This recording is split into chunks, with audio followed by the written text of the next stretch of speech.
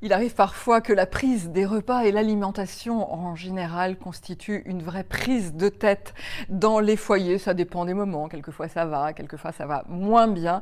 J'ai un livre pour les tout petits, parfaitement adapté, qui s'appelle À table petit coquin. C'est un livre qui est sorti chez Gallimard, un livre à toucher, un livre à rabat, comme vous pouvez le voir. Ce qui est intéressant, c'est que le livre s'empare de toutes sortes de familles d'animaux. Ici, le tigre qui a grand faim et qui ne trouve pas suffisamment rapidement son repas. Ici, le toucan, alors lui, il n'a pas très faim, il n'a pas envie de manger. Et finalement, il faut l'encourager, il faut que l'enfant le touche, le caresse pour qu'il se mette à manger. Vous pouvez décliner ainsi tous les désagréments que vous allez rencontrer.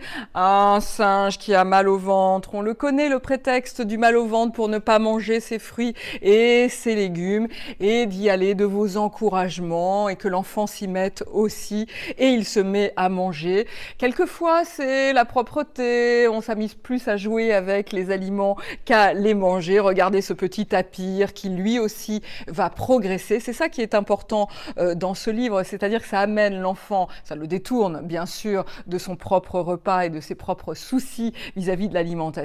Et surtout, eh bien, c'est lui qui encourage ses petits copains animaux à se nourrir.